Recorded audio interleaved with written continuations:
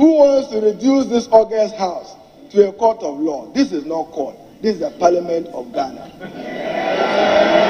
And in the Parliament of Ghana, the Minister of State will be given, and I trust the judgment of Mr. Speaker, to fully defend himself. If he's not able to be here, he has to explain, because 82 provides that adequate notice is given. That has been done to him. And he's a Minister of State, Minister of this Republic, answerable and accountable to this Parliament, and he ought to answer to us as a Parliament. Mr. Speaker, now President, and as you held them, today, Mr. Speaker, let your vote count. You were the same people in 1999 who, arising out of the Gulf War, when the economy of Ghana got bad, then led by Dr. Konedo Apraku, Mr. Speaker, this is why you were helping them. I have the Hansard for purpose of record. So when I see you want to dance differently to the same tune, then it means that you don't know how to dance. Your tune and dance to the same tune must be the same. Mr. Speaker, I quote, 10th November 1999, Dr. K.K. Apraku, member for Offensive North, said, and I quote, Mr. Speaker, I beg to move that this House, recognizing the serious economic crisis, Speaker, so I borrow his words and I borrow from Nana Adudankwa Akufo-Addo, we have a major economic crisis. The President accepts it, the Minister accepts it. Now, Speaker, I'm reading food.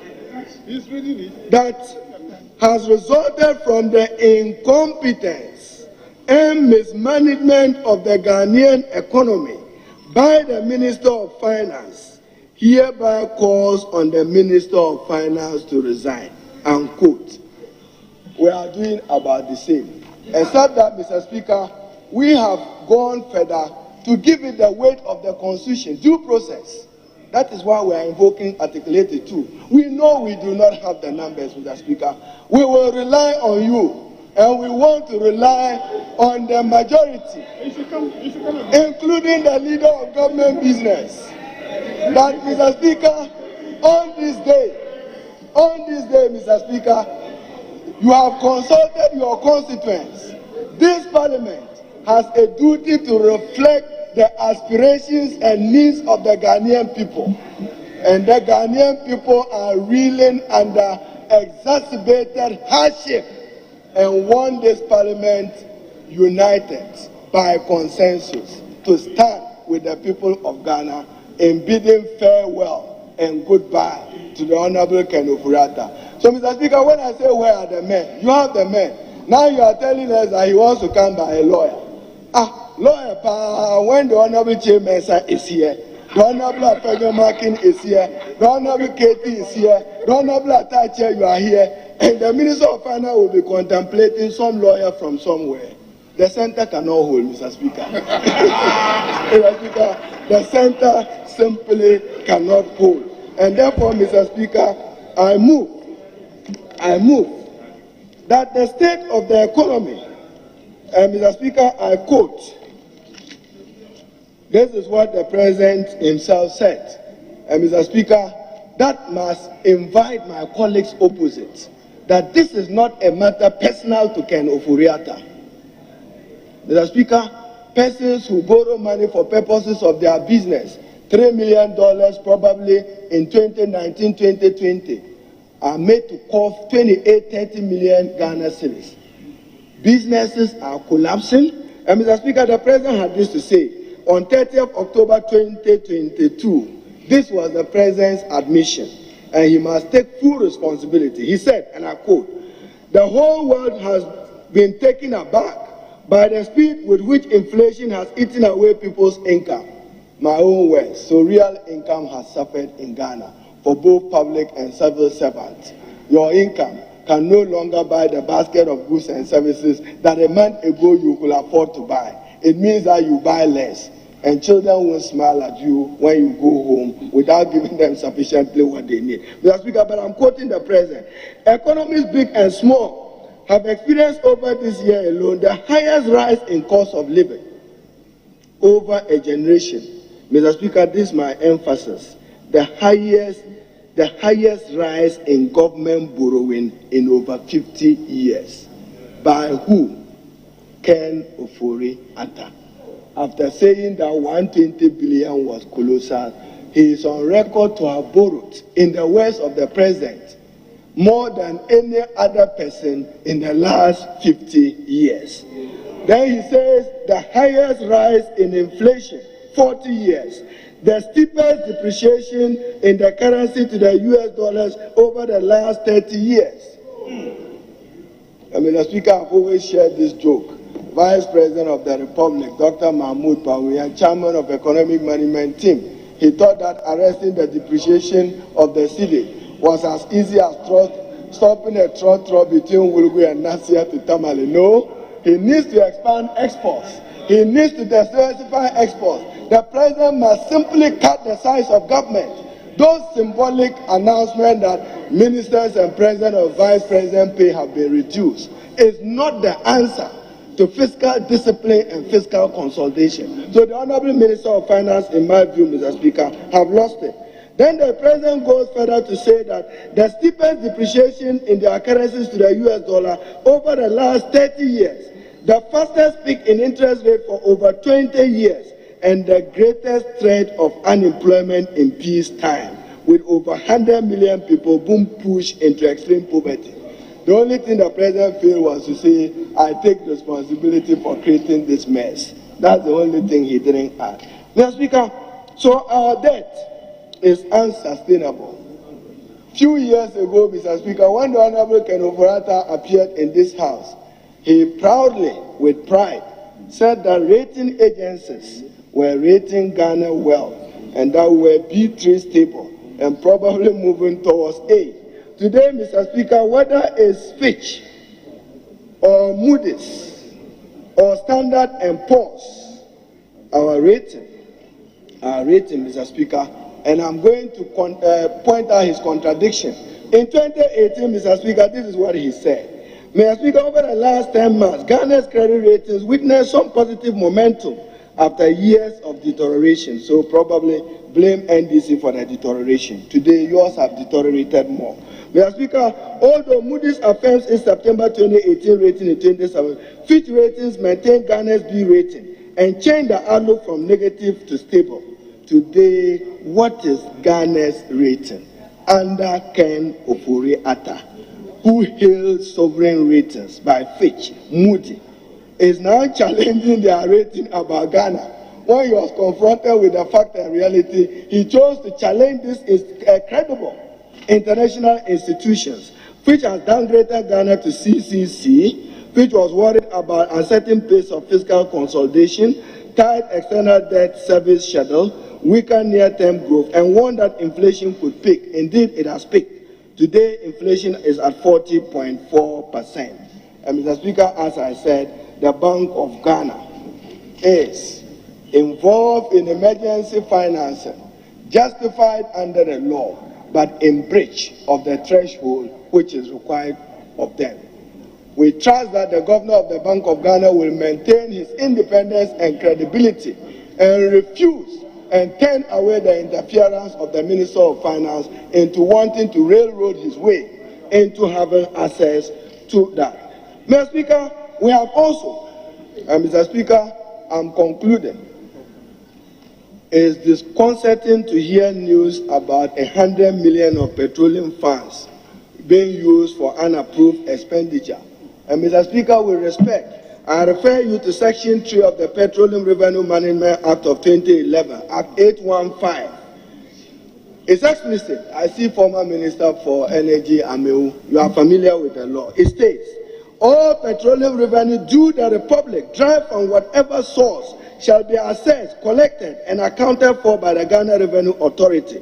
In addition, Section 15 of the Petroleum Exploration and Production Act 2016, Act 919, is also clear that any...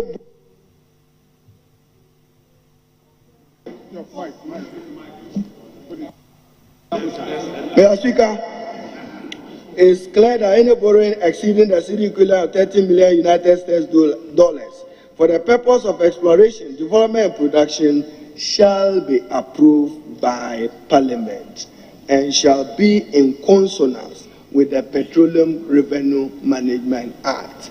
account for this 100 million because the PIAC report captures that you paid it without parliamentary approval. Mr. Speaker, this is enough for him to say that he is not managing our public resources well. Contingent liability. I dealt with the issue of Sino-Hydro. You don't have paper to pay for the tomatoes you got. You have to pay with money. Mr. Speaker, today they want us to believe them. And when we say that the Honorable Minister for Finance and his data bank benefited from some of this borrowing, you all recall his answer to a question in Parliament here when he shared the numbers of what data bank benefited from those. So, Mr. Speaker, his removal cannot wait. And I urge my colleagues opposite to support us on this side of the House, Atu has the details, to support us, because, Mr. Speaker, we do not pretend as the minority to have two-thirds majority. We do not pretend. We don't have it. The Ghanaian people gave us 137. But we pray that into the future, recognizing that we stand with them and we reflect their aspirations and that we will not abandon them halfway, they probably will stand with us into the future. Mr. Speaker, it's on the strength of this and on the strength of many variables, including imports. Mr. Speaker, how much we spend on imports, whether it's rice, whether it's chicken, whether it's oil, we are very, very capable of producing it in Ghana. It is the only point I agree with the President, that we must cut the heavy imports. We should, and we should support him. But he must come with far-reaching policies and major investment in the agricultural sector for us to be able to achieve that. But, Mr. Speaker, trust and confidence issue is the same government who said we will not go to IMF. You are back to IMF. How can we believe you that you have a commitment to cut imports? Mr. Speaker, it is on the strength of this that today I stand on behalf of these gallant men and women in the minority and pray that the majority leader, who courageously have publicly manifested that there is weight in our demand for the exit of the minister, will stand firm with his public declaration. That public declaration, Mr. Speaker, will do parliamentary accountability and oversight a lot of good into the future.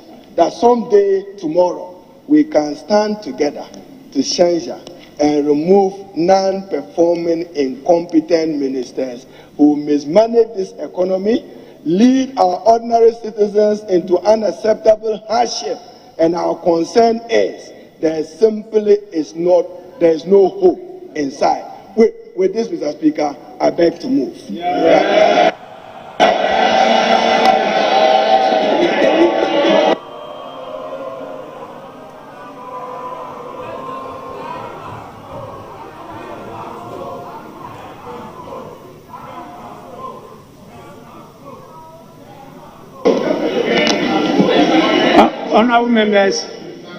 Honourable members, having regard to the nature of business on the floor, I direct that we extend the time for holding of the business beyond the prescribed period. Since the Deputy Majority Leader has given an indication of a preliminary objection, I want to hear that preliminary objection before we can proceed.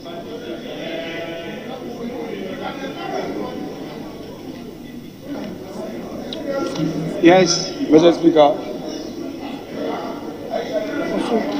Mr. Speaker, with respect. Minority Chief Whip. Yes. Thank you, Mr. Speaker. Mr. Speaker, I want to draw your attention to Order 81. Mr. Speaker, with due respect, I read, unless otherwise provided in these orders, every motion, unless made at the second reading or consideration stage of a bill, must be seconded, and if not seconded, shall not be debated or entered into the vote and proceedings. Mr. Speaker, I was hoping to call your attention that the moving of the motion is not complete until it is seconded, and whether you could be mindful for it to be seconded before any other objection could be heard. I just wanted to draw attention. Honorable Minority Chief Whip, we haven't reached the stage of debate. Definitely, if it is to be debated, it has to be seconded.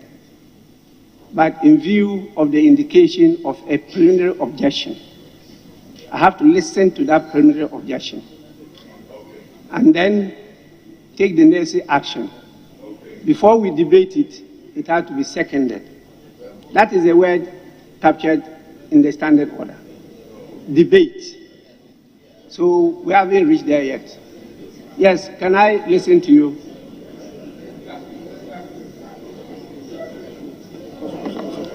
Mr. Speaker, with respect, I rise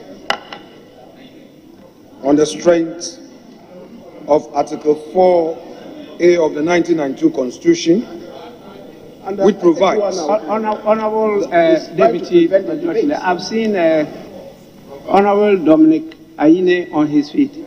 Is there any... Right, Honorable Speaker, I rise to seek clarification from the Chair with respect to the practice and procedure of Parliament. I have looked through all the standing orders. There is no such expression as a preliminary objection.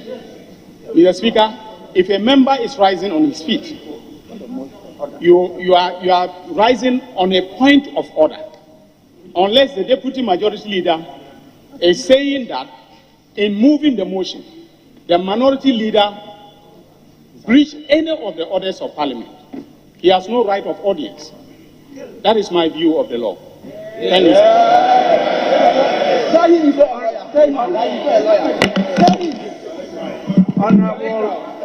Honorable Dominic Ayine, there's a vast difference between point of order and preliminary objection. I'm sure you have not read the Hansard. If you read the Hansard, you will find copious precedents of preliminary objection being raised on this floor a number of times and being considered by various speakers. I myself, as Minority Leader, raised preliminary objection a number of times. As Majority Leader, I did same. They were considered, and others, including the late Honorable J.H. Mensah, uncountable, including the current President. And so it's the practice of the House, even though not stated in the standing orders. And so the preliminary objection might be on a point of law. You cannot just overlook it and just say, because it's not point of order, we should go on. So let's listen to him, and then we do the proper thing. As I said, this is a very serious matter. It involves the revocation of the instrument of appointment of a Minister of State. And particularly when it's dealing with a very serious matter, the state of our economy. And we know what is happening in the country. And so I take this matter seriously. And let's go through the right motion. At the end of the day, the decision will be taken. Yes, please, may I hear you? Mr. Speaker, thank you for the opportunity. Mr. Speaker, I write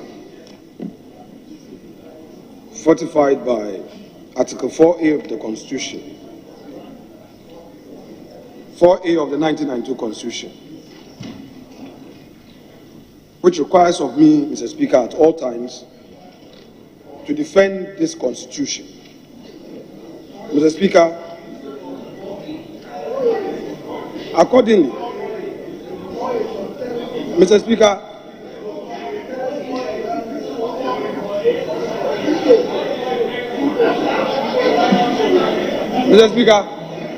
I may want to open the Constitution for them. Mr. Speaker, I may want to open the Constitution for them. Mr. Speaker, I may want to open the Constitution for them.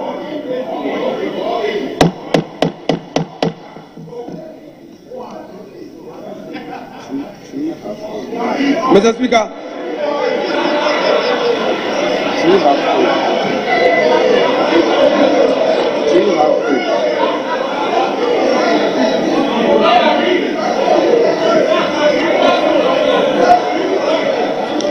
Mr. Speaker.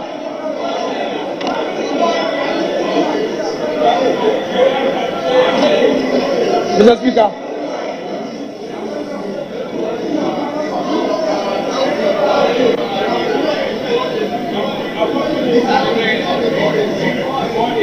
Honorable members, please, let's listen to him.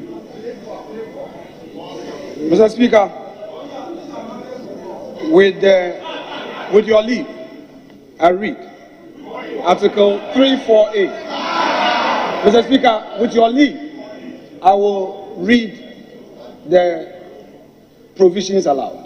Article 348. It provides, all citizens of Ghana shall have the right and duty at all times to defend this Constitution, and in particular to resist any person or group of persons seeking to commit any act referred to in clause 3 of this article. Mr. Speaker, on the strength of this provision, I raise my preliminary legal objection to the motion moved by the minority leader on the following grounds. 1, that by considering this motion, the Parliament of Ghana will be encroaching on the province of the judiciary, acting ultra vires, where it purports to sit and determine the veracity of the grievous allegations found in this motion. 2, that there will be a parliamentary attack on the constitutional requirement of a fair hearing if this this House proceeds to hear, debate, and determine this motion without first putting in place a detailed procedure for hearing the minister in his defense. Mr. Speaker, I'm led by the Honorable Majority Leader in raising this preliminary objection. Mr. Speaker, I shall proceed to argue 2 of the grounds, and he would come in to do further elucidation. Mr. Speaker, first. Mr. Speaker, first.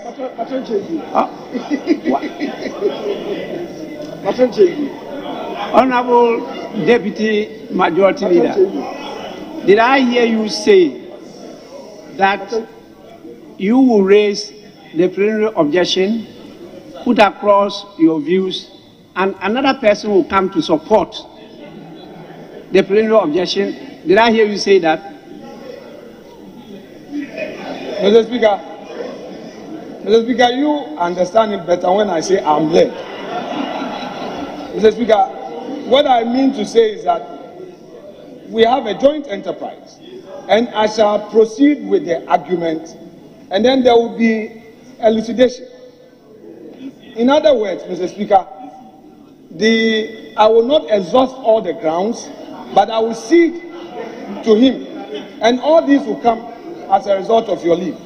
But Mr. Speaker, as it pleases you, for now, I will proceed with my right as granted to proceed. I think it's proper for you to raise it, end it as preliminary objection, then we can proceed from there. We don't need to bring any other person to come and support. It means that you yourself are admitting that what you're going to put across will not be sufficient.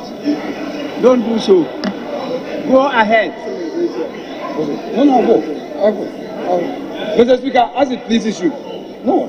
Mr. Speaker, I proceed with ground 1. The ultra vires of Parliament in seeking to pass a vote of censure on the Minister of Finance as provided for in Article 82 of the Constitution. Mr. Speaker,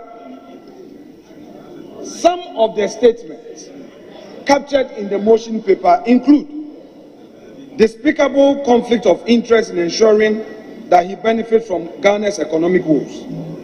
Mr. Speaker, these are very severe allegations that require more evidence than the pedestrian allegation.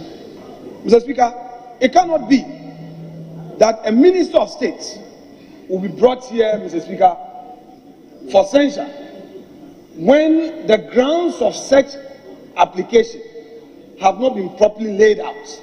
Mr. Speaker, if we allow this to happen, and Mr. Speaker, I do not want to be tempted into believing that my attempt in inviting this House to adopt laid-down procedures as practice in our court, of which Honorable Minority Leader claims that these are inferior. He says they are inferior. I do not want to be tempted to believe that he doesn't believe in the due process that is practiced in our court. That if Parliament adopt due process, it would ensure certainty, it will lead to legitimate expectation, and it will lead to a situation of fair trial. I do not want to believe that the Honorable Minority Leader today is saying that introducing rules of courts into this House are not acceptable. I do not want to believe that. Mr. Speaker, it is not to be confused. The provision in the 1992 Constitution should not be confused with Article 125 of the Constitution. Mr. Speaker, if you look at the allegations as tabled by them, they are more or less subjecting the minister to a trial. These are matters that, Mr. Speaker, upon proper scrutiny, they are criminal in nature. The minister is a citizen of the Republic, holding a public office. If the minority is so convinced that he has committed an offense or his conduct is criminal, Mr. Speaker, there is a process to follow.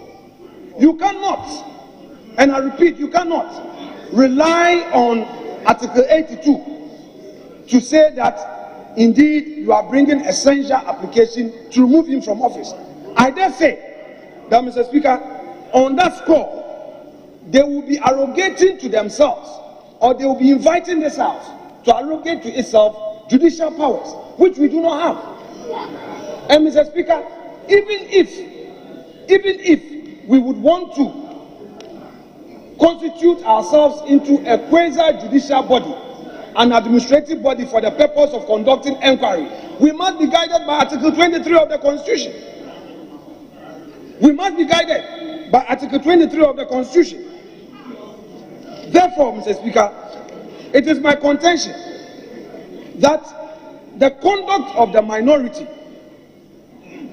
by way of outlining all those allegations without grounding the same on facts, will be repugnant to good conscience and fairness should we proceed to hear them. Mr. Speaker, we are not in any way attempting to say that we want to usurp the powers of the judiciary. If you look at the content of the motion paper, clearly, everything they are saying, their reliefs lie elsewhere, not in this chamber, in the shape and form. Mr. Speaker, if for the avoidance of doubt, they really want to exercise their power of oversight, they have an opportunity to file a question, which question would have given the minister an opportunity to respond for the fact to be known. As the Speaker said, censure is a very serious matter upon which we cannot allow trivialities to overtake it. Mr. Speaker, I shall proceed with ground 2, which is parliamentary attack on fair hearing. Mr. Speaker, for this purpose, I shall refer us to Order 106, 107, and 108. Mr. Speaker, it is my case, Mr. Speaker, that 106 provides a detailed procedure for the removal of President, Vice President, Deputy Speaker, and also makes mention of vote of censure on a Minister of State. If you come to 1062, Mr. Speaker, for emphasis, 1062B, it says that the notice shall be accompanied by a detailed statement of fact to prove that the conduct or the physical or mental capacity of the president or vice president should be investigated. Mr. Speaker, by parity of reasoning, there's something called parity of reasoning. Parity of reasoning. Mr. Speaker, if you read the A, it also talks about notice. If you move, Mr. Speaker, to 107, I would want to read A, B, and C. And this is what it says, Mr. Speaker. A talks about 7 days notice. B talks about the motion to be debated in 14 days. But for emphasis, C, this is what it says. Prior proceedings shall be taken in a committee appointed in that behalf. The Speaker or the Deputy Speaker shall be entitled to be heard in his defense, either by himself or by his representative. Mr. Speaker, 108 specifically talks about censure. I contend that the lacuna found in 108 can only be cured if by parity of reasoning we apply 106 and 107 provisions mutatis mutandis. Mr. Speaker, for emphasis, it is my submission that the supposed lacuna in 108 can only be cured if we read 106 and 107 together and apply the provisions therein.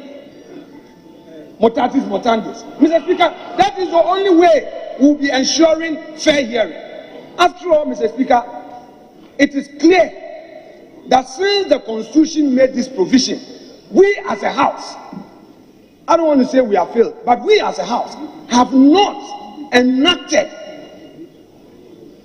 in extenso to guide the rule of procedure to be followed. Mr. Speaker, what is rule of law?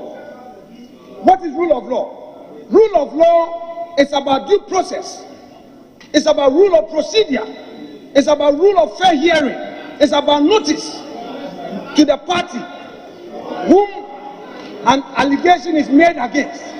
Mr. Speaker, we cannot say that merely the Constitution providing for us to move a motion on censure, we would therefore arrogate that power, go ahead to file a motion on ex-cathedral grounds, not grounded in reason, fact, and law, and then say that a public officer whose office, Mr. Speaker, this House approved should be dismissed, or that his instruments of appointment should be revoked. Mr. Speaker, I refer us to the United States. We don't have a precedent in this House. The attempt that was made in 1999 was not carried through. Therefore, Mr. Speaker, let's go to the United States of America. In the United States of America, where a bill of impeachment is brought to the House by members of Parliament who are called managers, Mr. Speaker, the first step is for them to establish a prima facie. By establishing a prima facie, Mr. Speaker, they go through the motion at the lower house. And going through the motion in the lower house, by 1/3 of votes, this is ferried to the second chamber, the Senate, where a full trial commences with the Chief Justice of the United States presiding. In this case, the applicants, who are members of Parliament, are allowed as, quote-unquote, the prosecutors. They make their case, the party is heard. Mr. Speaker, in our case, unlike the United States, they had the broader provision in the Constitution. They went a step further to enact a rule of procedure to guide the process. Mr. Speaker, I dare ask my colleagues, they should tell us whether, as a House, we have a rule of procedure to regulate censure. Maybe today it is OFORI-ATTA. So, crucify him. Crucify him. But, Mr. Speaker, when in 1999 the issue arose, I have the comment, the veritable words used by Honorable Cletus Avoka. I've read it, where he was talking about the right of fair hearing. I have it here. I've read it, where he argued forcefully with some nostalgic effect that the person must be heard, that the proper thing must be done. Mr. Speaker, what is good for Kwame Pepra is good for OFORI-ATTA. What is good for the goose is good for the gander. Mr. Speaker, we cannot construe this application to be properly before us. If we go ahead, Mr. Speaker, to consider this application, we'll be doing a lot of injustice to our colleagues.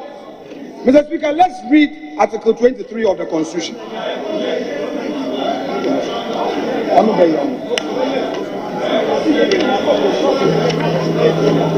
Okay. Mr. Speaker, Article 19. Mr. Speaker, first Article 19. Mr. Speaker, 2D provides a person charged with a criminal offense shall be given a fair trial within a reasonable time by a court. Now, Mr. Speaker, 2D, be informed immediately in a language he understands and in detail and of the nature of the offense charged. Mr. Speaker, again by parity of reasoning. Again by parity of reasoning. The minority should not create any impression that anybody here or the majority is against their motion. But, Mr. Speaker, due process must be followed. Mr. Speaker, Honorable Atuforsen is before a court of law. Is it the case that he has just been sent to prison? He cannot be sent to prison. He must be heard on allegations. He must be heard and he must defend himself. All of us here as politicians, should anybody raise an allegation to come up with anything of corruption, of whatever, you expect as your bona fide to be given fair hearing. And fair hearing includes all documents to be relied on by your adversary to be made available to you. Mr. Speaker, again, Mr. Speaker, let us look at 2E, and I will use that as the override. We cannot place something on nothing. It says, the person be given adequate time and facilities for the preparation of his defense. Mr. Speaker, as it stands now, if this motion is allowed to proceed where there will be debate, it would amount to injustice, unfairness, in the sense that the minister wouldn't have been given adequate time to prepare for his defense. Mr. Speaker, the grounds upon which the motion was moved, these grounds were not made available to the minister. Their so-called evidence has not been made available to the minister. Mr. Speaker, disclosure is an integral part of any civil or criminal jurisprudence. And even in recent case, Mr. Speaker, the Supreme Court of our land has ruled that prior to criminal trial, every document that the prosecution, Mr. Speaker, will rely on must be made available to the accused. Mr. Speaker, how do we proceed to debate this motion when even as members of parliament who are expected to vote upon this motion do not have copies of the evidence upon which these members rely? We are here, we are expected to vote. Mr. Speaker, this is not political talk as usual. This is not the usual political rhetoric. This is about the reputation of a Ghanaian citizen serving his country.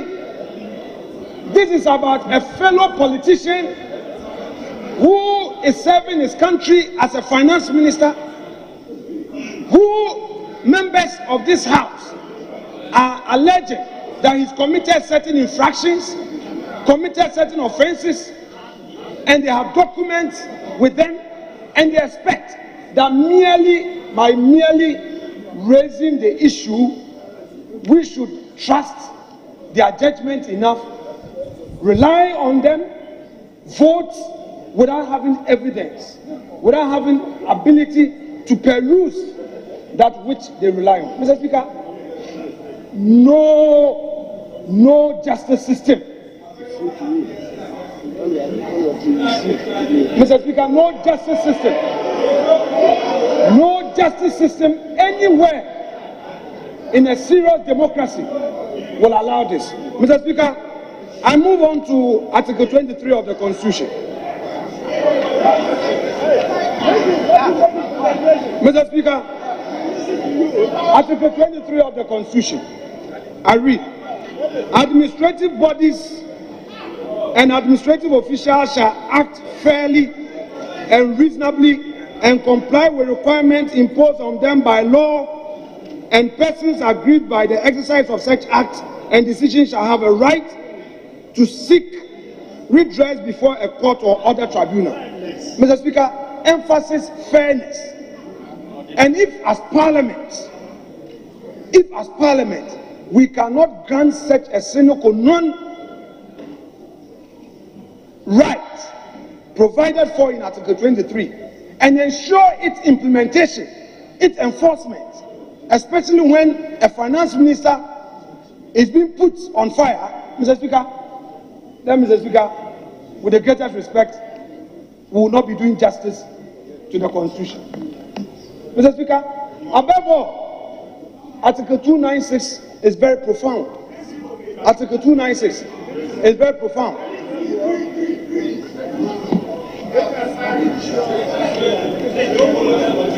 Mr. Speaker, I'm surprised some first-timers want to intimidate me. Mr. Speaker, if you give them even 1 minute, they can argue. Yet they can talk when they are not. They can make argument not for the record. I would want to sit down for you to come back and argue. Can you? Mr. Speaker, Article 296 of the Constitution.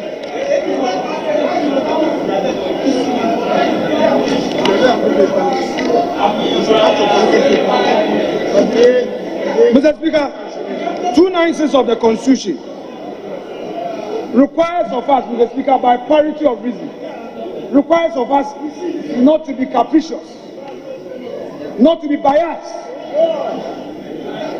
not to be unfair. 296 expect of us to be candid in our dealings with our fellow citizens. Mr. Speaker, having stood on my feet for 15 minutes, I shall at this point, Mr. Speaker, cede the rest of my argument to Honorable Chairman Sabonsu to proceed with the rest. I thank you, Mr. Speaker.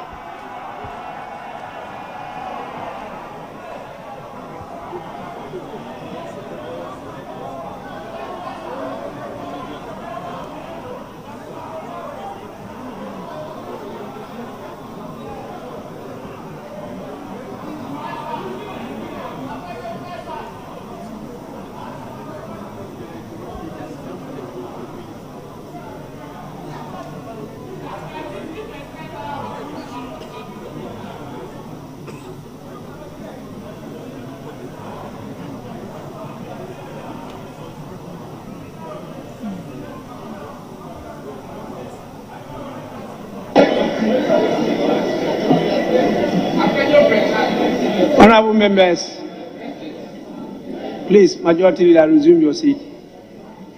We've had the preliminary objection raised. Because I cannot participate in the debate, I'll have to listen to you to give me a guide so that I can give the appropriate ruling. But I think the preliminary objection has been put across. I completely disagree with a call on the majority leader to support the preliminary objection. Unless, because the one who moved the motion, I did not allow it to be seconded, and therefore the motion is not yet before the House. Now, if you're raising a preliminary objection, it could lead to the House taking the position that the motion should not be before the House. That's why I usually allow that before the secondment of the motion. Because when the motion is seconded, it is for the debate, which means it's before the House. Now, you cannot, after giving us the grounds of your objection, only two, which you have deliberated upon, now call on another person. That definitely, if you had stated that the preliminary objection is being taken by this number of people, and these are the number of grounds, I will handle two. This person will handle this number. Then we are properly seized of it. But, honorable members, don't let me repeat what others said. I will not want to do so. So what I can do in the circumstances, we have heard you loud and clear on the two grounds. I will listen to response to the preliminary objection, and then I will give a ruling, and we'll move by that. The preliminary objection is okay. I've heard you. I want a response from this side. I give a ruling, and then we proceed.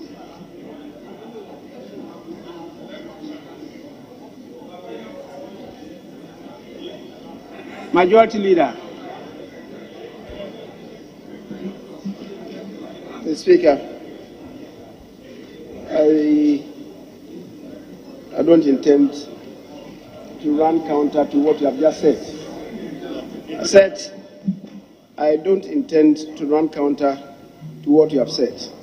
But if indeed a motion has been moved, the matter raised by the Deputy Majority Leader was that he was raising preliminary objection to the debate.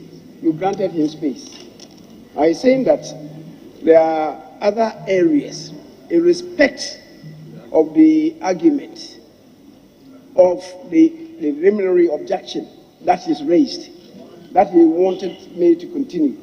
The Speaker, you want somebody to respond to the objection.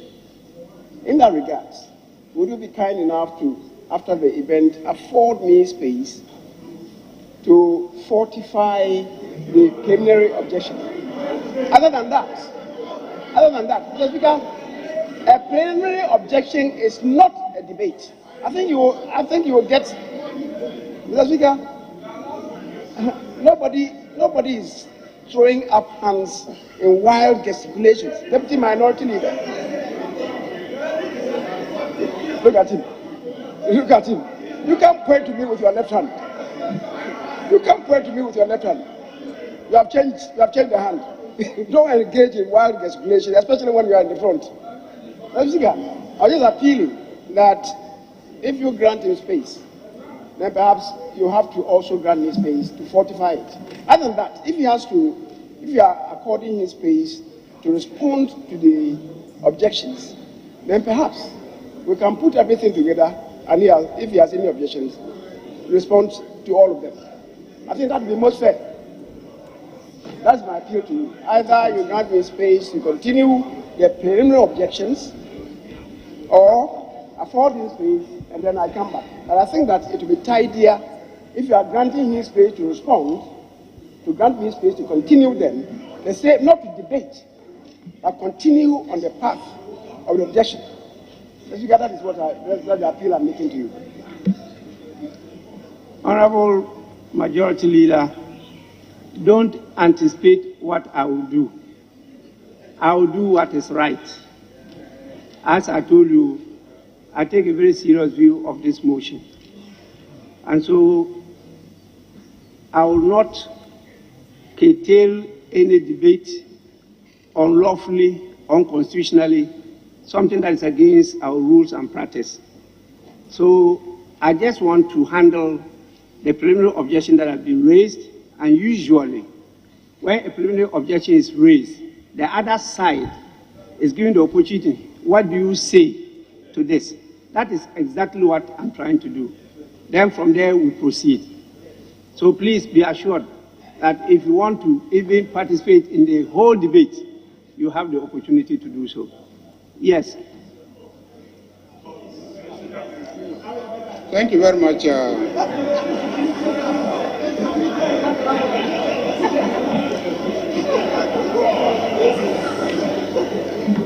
Thank you very much, Mr. Speaker. Mr. Speaker, we have heard the arguments informing the preliminary objections. And the arguments, as we heard, are constitutional in nature. One, he argues about a right to fair trial. Mr. Speaker, I thought that since you last shed off your gown and wig and started wearing batakari and a hat to preside, the Honorable Afenyo-Markin would have realized that this is not a court of law. But in spite of that, he still seeks to transform this chamber into a court of law. Mr. Speaker, this is a motion on a vote of censure. The motion on a vote of censure is clearly provided for and defined in the Constitution. The procedures are clearly outlined in the Constitution, and no one can derogate from those constitutional provisions, especially if you remember the recent case of Justice Abdullahi, that we cannot, even in our standing orders, derogate from the express provisions of the Constitution regarding our procedures. And so it is clear that for a motion of censure, these are the procedures under Article 81, 82, and those have been complied with. Your concern in your preliminary objection is about the right to be heard. Unfortunately for you, the right to be heard is equally provided for in Article 82. And Mr. Speaker, with your kind permission, let me read Article 82. And I hope that if Honorable Afenyo-Markin refused to listen to the minority leader, he will not refuse to listen to me. Because the minority leader was clear when he made reference to Article 82 and said that the motion shall be debated in Parliament within 14 days after the receipt by the Speaker of the notice for the motion. And 82.4 says, a Minister of State, in respect of whom a vote of censure is debated under Clause 3 of this article, is entitled during the debate, to be heard in his defense. During the debate, to be heard in his defense. During the debate, to be heard in his defense. Mr. Speaker, the motion, if moved, during the debate, you can insist on the right of the minister to be heard. Mr. Speaker, they raise issues of notice. Mr. Speaker, government business. We know the practice of this House. A Minister of State is a non non-voting member of this House. Article 111. A Minister of State is a non-voting member of this House. Now, everybody in this House knows that under our standing orders and by our practice and procedures, notices are served in the order paper. And the notice was published severally, and that is why the Constitution provides clear timelines so that you do not surprise a minister. That is why there must be a 7 days notice and that the debate must take place within 14 days. Clear timelines so that any minister who is the subject of the vote of censure will have adequate notice of what is going to happen. And Mr. Speaker, I will be surprised if we have a majority leader and a deputy majority leader, a majority leader who is also Minister for Parliamentary Affairs and attends cabinet, and there is a motion on a vote of censure against the finance minister, and he has failed to serve notice on that finance minister that there is a motion on a vote of censure against him. And then we'll come to this house and tell us that because the finance minister hasn't received notice of that motion, that we should not proceed with that motion. Mr. Speaker, I will be very, very surprised. Indeed, when we're approving the Minister for Parliamentary Affairs, we assume that his most important role is to liaise between Parliament and the Executive. Is he saying that he has failed to communicate to the Minister of Finance that there is a motion calling for a censure against the Finance Minister, who is already a member of the House, Mr. Speaker? Lastly, Mr. Speaker. Honorable members, please, I take 5 minutes suspension. I'll be back.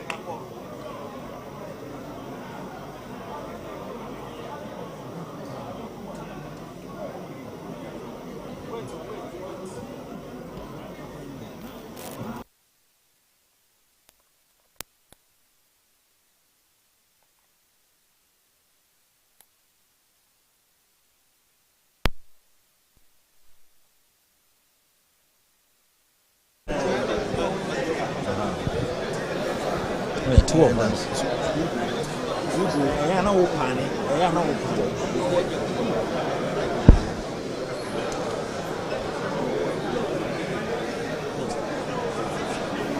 All right, so if you've just happened to join us, we are still coming to you live from Parliament House, where a vote of censure, the motion has finally been moved by the minority leader Haruna Idrisu, and it's actually yet to be seconded because the deputy majority leader Alexander Afenyomakin is raising preliminary objections to the manner in which the motion is being moved by the minority leader. So he has gone ahead to provide legal basis for making that point, the fact that the Speaker should accord the Finance Minister an opportunity to be able to appear before the House at a later date and explain or try to, explain himself or provide reasons with regards to the basis, the 7 bases,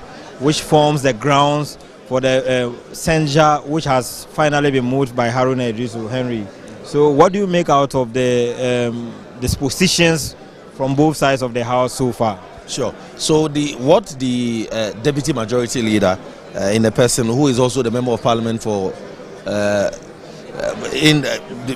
photo, is saying is that there are the things that has been itemized in the vote of censure against the Finance Minister. He thinks that some of the things that have been said have criminal implications.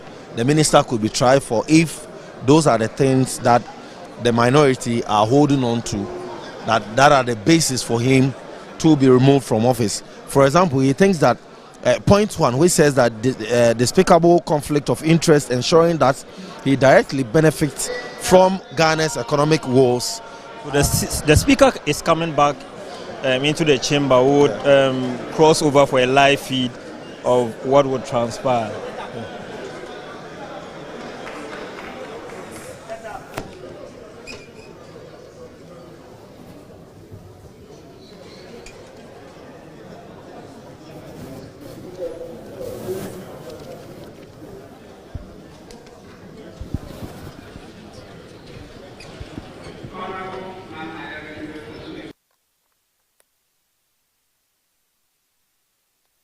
The second grounds on which he argues is that if this motion is allowed, and in the absence of a finance minister responding to the issues raised, we will be violating a right to fair trial, a right that he claims the finance minister has in this House, and which we will be violating by being allowed to move the motion. Mr. Speaker, this is not a court. This is not a trial. This is a parliament. In a parliament, we move motions. Motions are clearly defined in our standing orders, saying that we should do something or expressing an opinion. The opinion we are expressing is that the finance minister is incompetent, incapable, has mismanaged the finances of this country, and therefore should be removed. That's the opinion we are expressing. And we want you to join us in expressing that opinion. We are not saying that he should be convicted and sentenced to a term of imprisonment. We are not. We are saying that he is incompetent, incapable of managing the finances of this country, and therefore he should be removed. He should go home. our article of appointment should be revoked. This is not a court. This is not transforming this parliament into a court. And so the issue about fair trial doesn't arise. In any case, as I argued earlier, this is a motion and this is a debate that is going to take place, and he has the opportunity to be heard. He has the opportunity to be heard. No one has denied him that opportunity. The honorable minority leader has not tied him somewhere and prevented him from coming to this house today to defend himself. He ought to be here to defend himself. Mr. Speaker, when you speak about this house not having powers to investigate matters and that it is only a court of law that has judicial powers, that is a clear misunderstanding of the Constitution. This Constitution gives quasi-judicial powers to this Parliament. Quasi-judicial powers have been given to this Parliament. That is why if you look at Article 103 of the Constitution, it's obvious, it's express. 103 deals with committees of Parliament and says that a committee appointed under this article shall have the powers, rights, and privileges of the High Court or a justice of the High Court at a trial. At a trial. Mr. Speaker, so judicial power is not exclusively given to the judiciary. This Parliament has quasi-judicial powers. And if this Parliament deems it necessary, to probe into certain matters in a judicial way, this Parliament has a mechanism to do that. And that is what I want the Deputy Majority Leader to understand. So, Mr. Speaker, his objection is founded on Article 3 of the Constitution. Mr. Speaker, Article 3 of the Constitution does not arise at all. When he rose, he said that he was premising his preliminary objection on Article 3(4). In fact, he started with 4A. And when we corrected him, he came back and said 3(4). Mr. Speaker, Article 3(4) only deals with attempts to overthrow the Constitution. Who is trying to overthrow the Constitution in this chamber today? Article 3 talks about an attempt to overthrow the Constitution and the duty of everyone to defend this Constitution. No one in this chamber is seeking to overthrow the Constitution. If anything at all, there is someone in this chamber who is seeking to mutilate the understanding of this Constitution. Mutilate the understanding of this Constitution. Director. This Constitution does not deny a minister who is the subject of a vote of censure a right to even fair trial, if you want to call it fair trial, because it says that he must be heard. He must be heard in the debate. And we haven't gotten to the debate yet. So allow the motion to be moved. And when we debate it, then you can bring him, allow the motion to be seconded. So that when we move to debate, then you can bring him. You can bring a Bible along. You can bring any document and defend himself. Mr. Speaker, I believe that this preliminary objection is baseless. It has no legs to stand. It does not rely on any provision of the Constitution. It finds no favor with any provisions of our standing orders. It is just as incompetent as the person we are seeking to remove. Mr. Speaker, I invite you to dismiss this preliminary objection and let's move on with the serious business of this House today. Thank you very much, Mr. Speaker.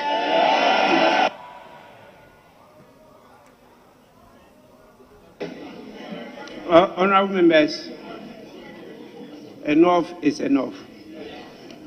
Let me assure all of you that the Honourable Minister of Finance will be given ample opportunity to defend himself. There's a vast difference between censure and removal. censorship because the person is appointed by an instrument of appointment. And that process is handled by Parliament and His Excellency the President. Members of Parliament and the President are not appointed. They are elected by the people.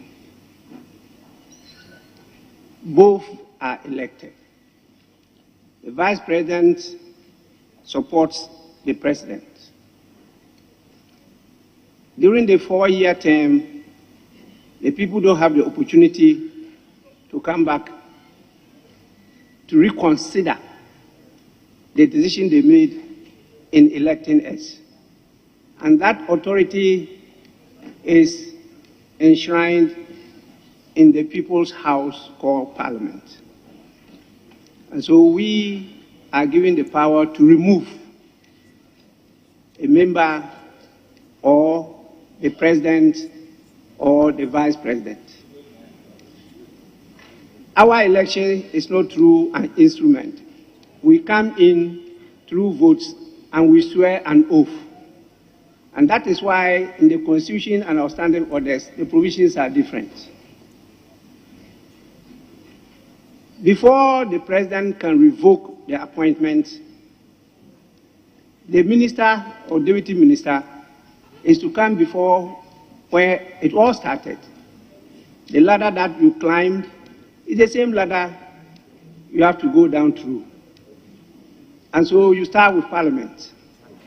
And then Parliament now, through some constitutional appeal to the President, calling on him, that's why it's not shall, it says may, revoke the appointment of the minister.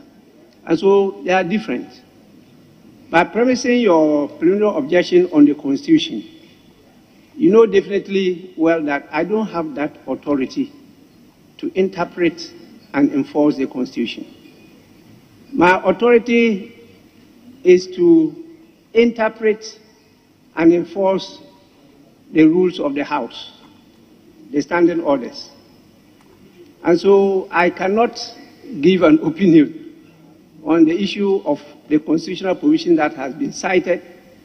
I can't interpret them. I can't enforce them because I'm not part of the judiciary. What I can do at this time is to allow the motion to be seconded. I will give opportunity for it to be responded to, and by our standing orders, because I'm guided by the standing orders, which I can interpret. The matter will be referred to an ad hoc committee to investigate, where the minister will have the ample opportunity to defend himself, and where what our colleagues said cannot constitute evidence.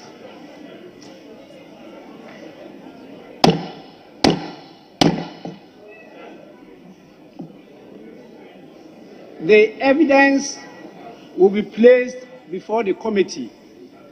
The minister will have the opportunity to defend himself. A report will be presented to the House. We will debate that report. Honorable members, I said today, 10th November 2022, is historic. Was the first motion in the nature of a removal of a minister, which was another minister of finance, was on the 10th of November 1999. So the same 10th of November is today. Now, that debate took a number of days. It started on the 10th and ended on the 12th, and the decision was taken. But that as I said, is of a moral persuasion. It was a motion to address a public interest, urgent public concern. But this one is constitutional. It's more serious. And so you get ample opportunity to dilate and present your evidence, and the minister will be given the opportunity to defend himself. Don't forget that in our standing orders, they say that the minister can appear before the committee with counsel. A counsel cannot appear on the floor of the House. It has to be at the level of a committee. And that is why, under the standing orders, when you go through the standing order 106, standing order 106, 1, it reads, the House may pass a resolution to remove the President, the Vice President, Mr. Speaker, and Deputy Speakers, and a vote of censure on a Minister of State. The second line, as we say, the second sentence says, the House may consider such motion and come to a decision or refer it to a committee on a motion made by any member. And that is why I'll be referring it to a committee, because the minister is entitled to appear before the committee with counsel. That will also give the applicants the opportunity to put across the evidence at their disposal. And then they will report to the House, and the decision will be taken. Please, these are serious businesses. We haven't had any copious, detailed layout procedure. We are guided by the Constitution and our standing orders, and will go accordingly. So please, with all due respect to my colleague, my son, the honorable member for Efutu, I dismiss your plenary objection, and I will call on the Minority Chief Whip to second the motion, and then I'll come back to the majority side to respond before the referral to the ad hoc committee. So please, Minority Chief Whip, you may now second the motion. Thank you, Mr. Speaker. Mr. Speaker, I rise to second the motion ably moved by the minority leader as appeared on pages 5 and 6 of today's order paper. And Mr. Speaker, to do so, permit me to just repeat items 6 and 7 in the motion. And Mr. Speaker, the alarming incompetence and frightening ineptitude resulting in the collapse of the Ghanaian economy and excruciating cost of living crisis, and 7, gross mismanagement of the Ghanaian economy, which has occasioned untold and unprecedented hardship. Mr. Speaker, where did we start with the Minister of Finance? Mr. Speaker, we started with the Minister of Finance on the budget statement he read to this House on behalf of His Excellency the President in 2017. And Mr. Speaker, with your permission, I quote paragraph 19, page 3 of the 2017 budget statement. I quote, Mr. Speaker. Mr. Speaker, the budget will set the pace for job creation and accelerated growth for the by empowering the private sector. To accomplish this, we will shift the focus of economic management from taxation to production. This will reduce the cost of doing business and create a conducive climate for investment and job creation.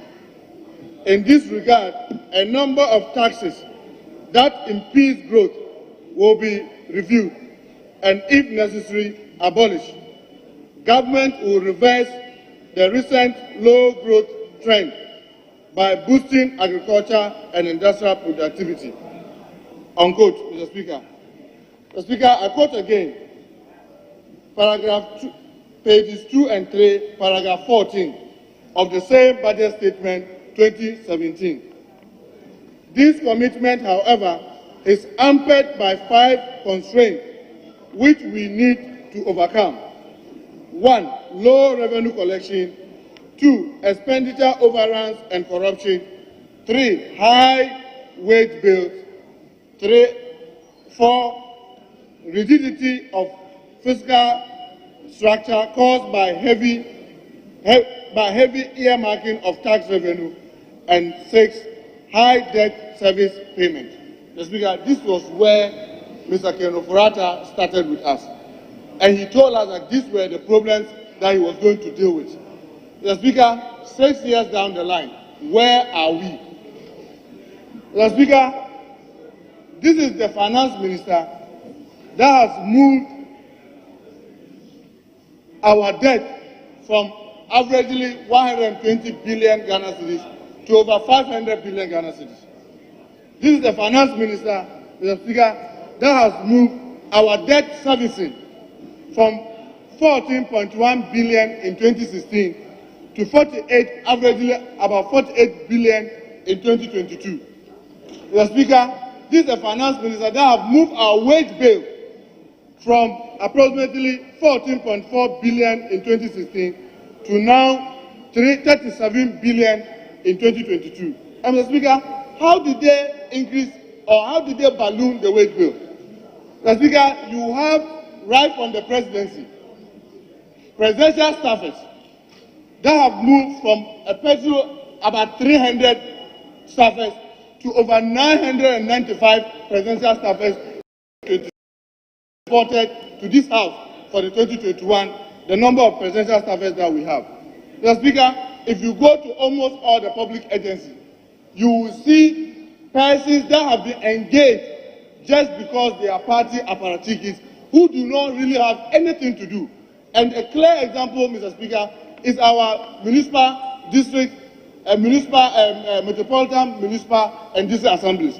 Mr. Speaker, you will have a district assembly that will have assistant directors. Some have as many as 14. Some have 18. And they alternate in coming to office. Mr. Speaker, this is the minister who is claiming that all the sufferings that we are seeing today is as a result of the COVID-19. Mr. Speaker, this is the finance minister who took advantage of the COVID situation and got in excess of 22 billion Ghana cedis that was supposed to support the economy. This is the only country, probably one of the few countries in the world, that during COVID, whilst ministers of finance were doing everything to support the individuals, in our country, this was the finance minister who decided to tax us because of COVID. So we have COVID levy. This finance minister, Mr. Speaker, has made this his habit to avoid coming to this house even when he has duties to perform in this house. Today is a typical example of deliberately refusing to be here. Mr. Speaker, this is the finance minister that deliberately falsified documents or figures just to create an impression that everything was going on. And Mr. Speaker, if you take the budget and the reporting that he has done to the IMF and the World Bank, in 2019, Mr. Speaker, he reported in 2018 first, he reported to this house that the fiscal deficit was 3.9% of GDP. When he now has to report to World Bank, the actual was 7.1% of GDP. Mr. Speaker, in 2019, he came to report to this house that the fiscal deficit was 4.8% of GDP. When the actuals are now to be reported to the International Monetary Fund and the World Bank, The actual is 7.1% of GDP. In 2022, he reported to this House that the fiscal deficit was 11.7%, when the actual, when he was now confronted to report the truth, the actual is now 17.2%. In 2021, Mr. Speaker, he reported to this House that the fiscal deficit was 9.2, when the actual was 12.4. Mr. Speaker, for the half year in 2022, the fiscal deficit is 5.6%, above a target of the 3.9. Mr. Speaker, what are we waiting to see from this minister before all of us will now believe the time has come for him to exit is now? Mr. Speaker, this was a minister who emphatically told the whole world that Ghana will never go to the IMF. Yes, it is said that it's only the fool that doesn't change his mind. But he said it with emphasis. Today we are at the IMF. Mr. Speaker, I'm reliably informed he is part of the impediment that is not making us complete the negotiation at the IMF. And you, Mr. Speaker, you hear senior economists in this country stating this for a fact.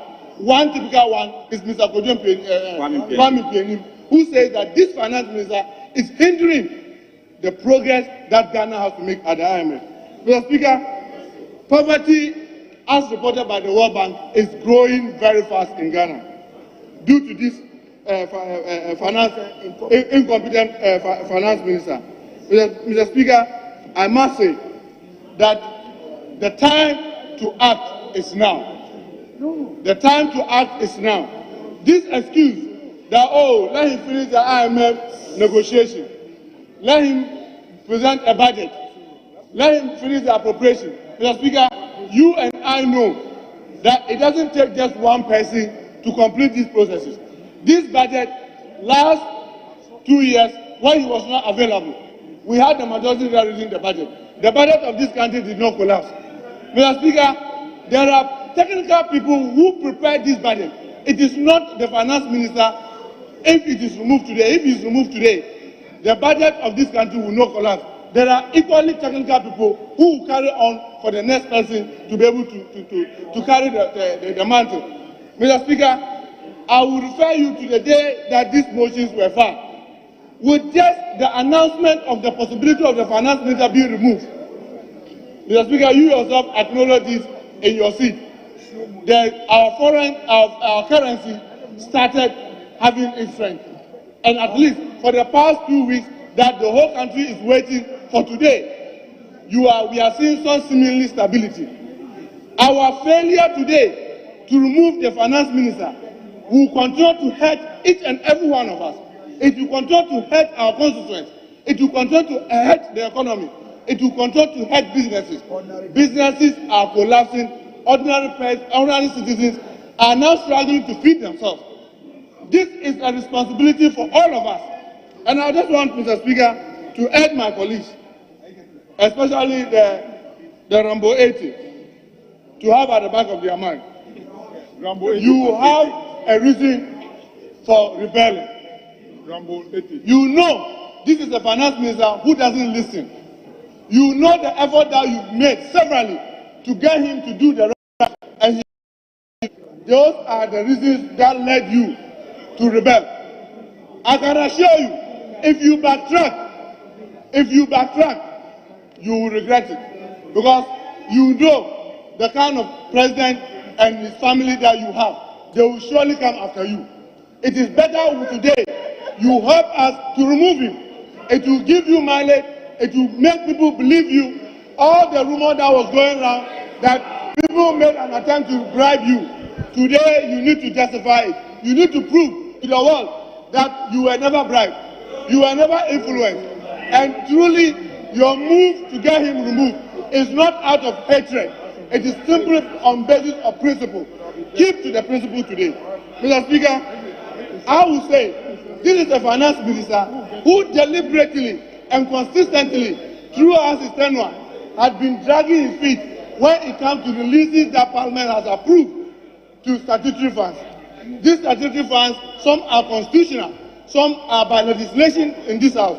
This finance minister deliberately frustrates these statutory funds so that they are not able to perform. Mr. Speaker, one, constitutional common fund. As we speak today, Mr. Speaker, common fund, the arrears is over 3.9 billion Ghana cedis. Mr. Speaker, with debt fund, the arrears are over 3 billion Ghana cedis. The health insurance fund, the arrears well over 2 billion Ghana cedis. Mr. Speaker, this is a finance minister that we must remove. Mr. Speaker, there was this thing the minority law was saying. We have the men. We have the men. We have the men. And you heard the vice president screaming, what a solid team. What a solid team. Today, when the real challenges came, we have now come to realize that apparently it was not the men they have. They were just area boys. They were area boys because they are not able to confront the real challenges that confront our country. Mr. Speaker, I want to end. Area boys. Mr. Speaker, I want to end with reference to Article 882 of the 1992 Constitution. They are area boys. Listen to this. Mr. Speaker, Article 82(4) is very, very clear. And Mr. Speaker, as I conclude, I want to urge, Mr. Speaker, you being the chair, to be mindful of Article 82(4), that a minister of state, in respect of whom a vote of censure is debated under clause 3 of this article, is entitled during the debate to be heard in his defense. Mr. Speaker, the catchword is during the debate. Mr. Speaker, I didn't get the opportunity or the privilege to attend Prosec. Neither did I get the privilege to attend Achimota. But Mr. Speaker, for during the debate, I believe it means during the debate. And this is the time after seconding for the debate. And that's when the minister is supposed to be heard. Mr. Speaker, when you come to our standing orders, I want to refer, Mr. Speaker, the 106 and 108 of our standing orders. Mr. Speaker, order 106 is very, very, very clear, and 108. In the case of 108, Mr. Speaker, it is virtually a verbatim lifting of the 82(4) of the 1992 Constitution. The interesting thing, Mr. Speaker, is 106, and I read, the House may pass a resolution to remove the President, the Vice President, Mr. Speaker, and the Deputy Speakers, and a vote of censure on a Minister of State. And Mr. Speaker, my interest is here. The emphasis is here. The House may consider such motion and come to a decision or refer it to a committee on a motion made by any member. Mr. Speaker, with all respect and humility to you, in this text, nowhere did he say Mr. Speaker will refer the matter to any ad hoc committee. It says that the House may take a decision, and decision in this House, Mr. Speaker, is taken by vote. So if any member can move a motion that something should be referred to a committee, Mr. Speaker, it is for the decision of this House. That is what order 106 is saying, and therefore we have to vote on it. Honorable, listen to him. Sit down and listen. You are completely out of order.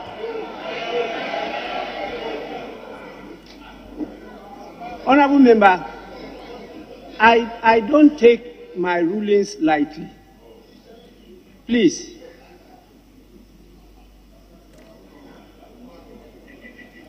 You are attacking my ruling, and I think you don't have that authority to do so. If you want to attack my ruling, come by a substantive motion. Your understanding of during the debate of matters before the House is not only during plenary session. At the committee level, what we do there is to debate. That is why when you agree at the committee level and you come and put across the case here, you don't waste time in debating again. Please, that is why the same rules that apply to plenary apply to committee level.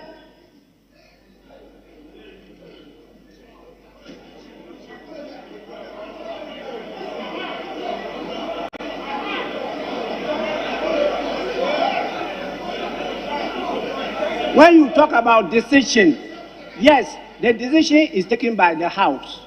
The decision is not taken by the Speaker. But it says, or refer it to a committee on a motion made by any member. The motion for censorship will have to be made by a member. And then you refer it to a committee. That is exactly what I said I'm going to do.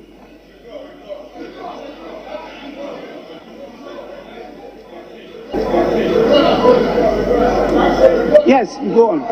Thank you, Mr. Speaker. Mr. Speaker, pictures of respect to your office.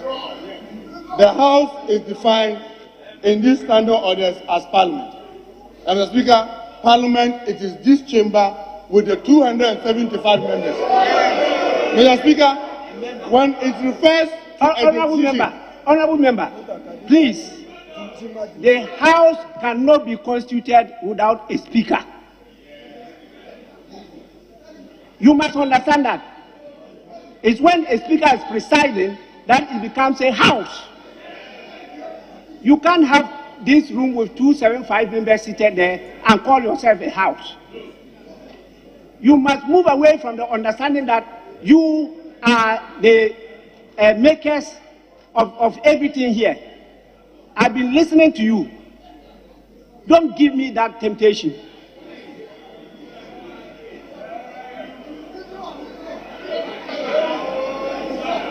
Mr. Speaker, I hope I have your permission to continue speaking. Yes, you have my permission, but Speaker, I think that you have to withdraw so long as I hold this Honorable member, you have to withdraw it and apologize. Mr. Speaker, Mr. Speaker, Mr. Speaker, no.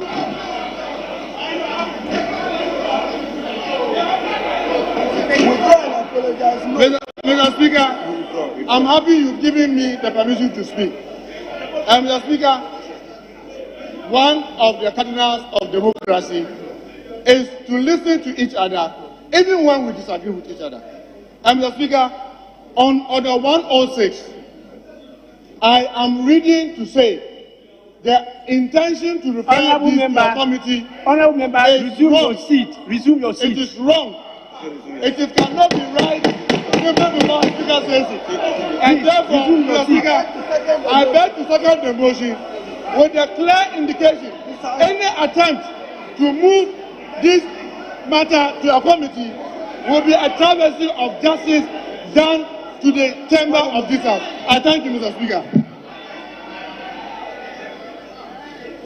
Honorable members, I direct that all what the minority chief has said, after I have told him to withdraw and apologize, be expunged from the records. I so direct Hansard expunge everything from the record. Minority Chief Whip, you have a difficulty in catching my eye again.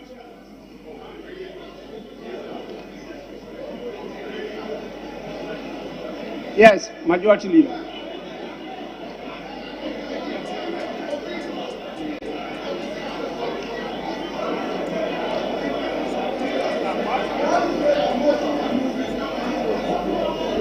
Majority Leader.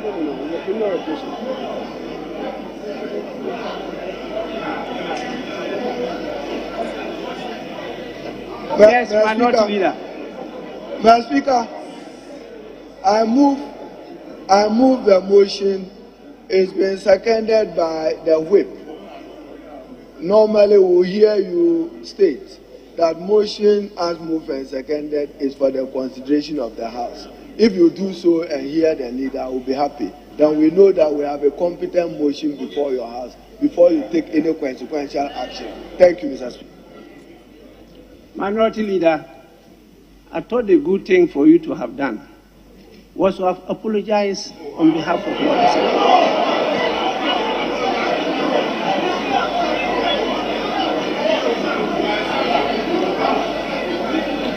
Please. Mr. Speaker, I apologize on behalf of the whip. Thank you. Honorable members, the minority leader is right in drawing my attention to the fact that I should have stated motion moved and seconded. It's now for the consideration of the House. That is the right thing. And I will do so. Honorable members, motion moved and seconded. It's now for the consideration of the House. Yes. Mr. Speaker, I thank you very much for the opportunity. Mr. Speaker, I take a cue from the indication that you gave, that at the end of it, the motion shall have to be referred to a committee. And Mr. Speaker, with your indulgence, I want to raise issues with respect to the preliminary objection that I said I was going to raise. Mr. Speaker, the motion is predicated on Article 82 of the Constitution, and the minority leader has given us that indication. Mr. Speaker, as we stand here today, I don't even really know which motion is before us. Mr. Speaker, I say so because on Tuesday, October 25th, when we came to this House, and the minority leader signaled that they were collecting signatures to file a vote of censure on the Minister for Finance, the minority chief whip was loud and clear that he had filed such a motion. And the motion came to be admitted by your good self, Mr. Speaker. That motion, which appeared thereafter on Thursday, 27th October 2022, bears the sponsorship of the Honorable Alhaji Mohammed Mubarak Muntaka. Mr. Speaker, the motion that is before us today bears the sponsorship of the Honorable Minority Leader, Honorable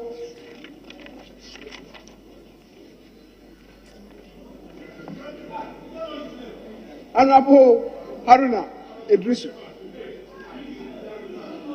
and the Honorable Muntaka Mubarak. The Speaker, how did this metamorphose?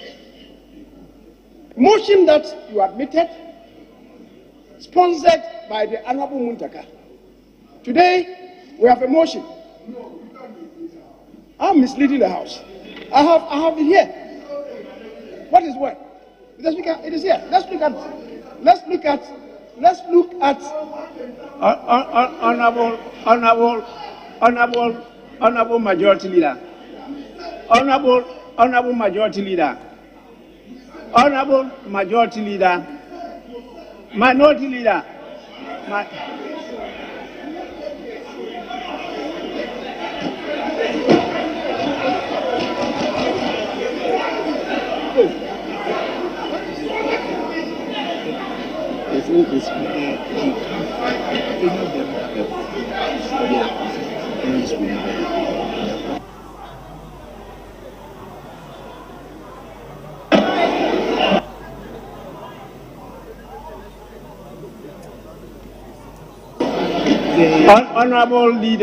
Honorable leaders, please, resume your seats.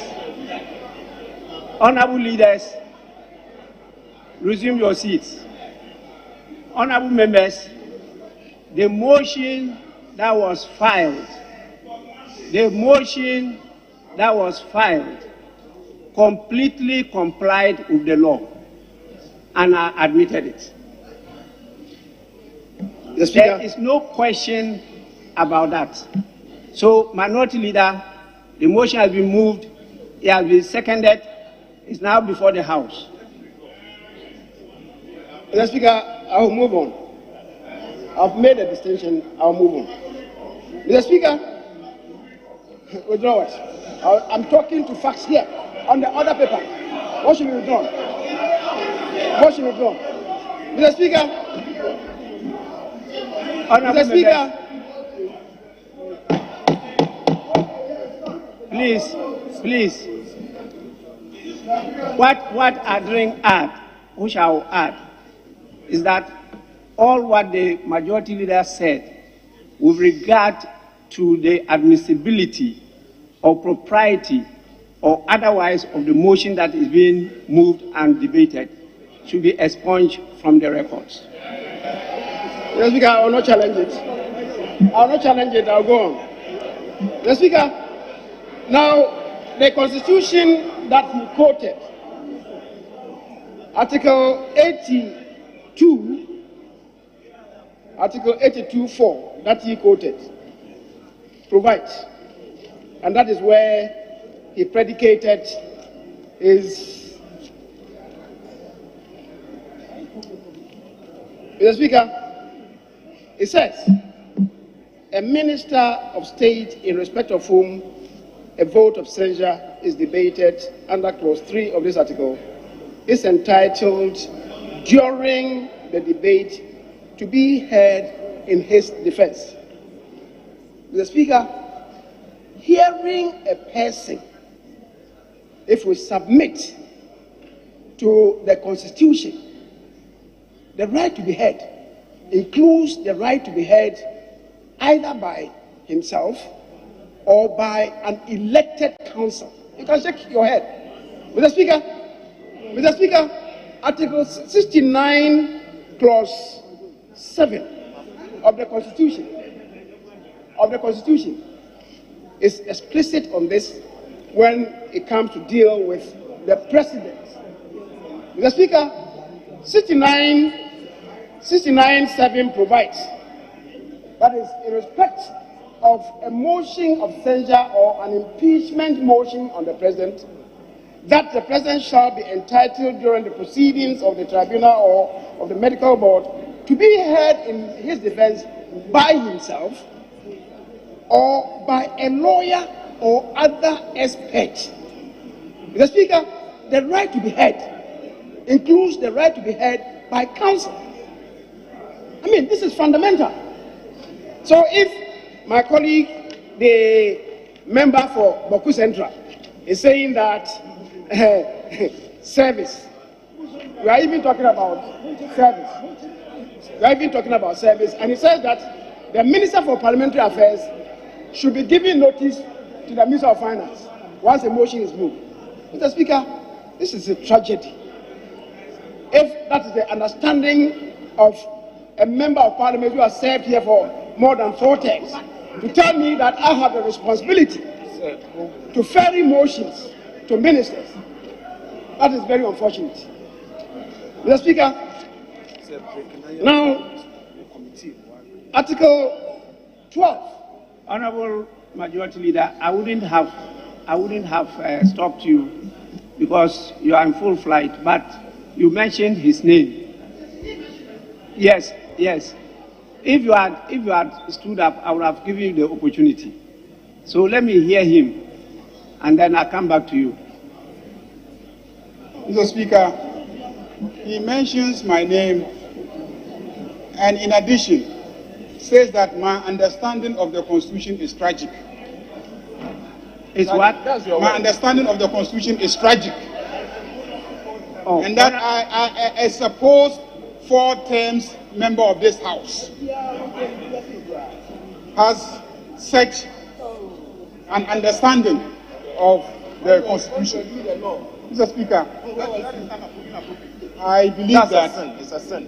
The Majority Leader, who I know is a friend of mine, and whose knowledge of parliamentary procedure I admire, but whose deficiency in the law is also well established. You should not be saying such things. Mr. Speaker, you cannot refer to Article 69, which deals with the procedure for removing a president, where the issue is medical, if it is on health grounds, and mental capacity.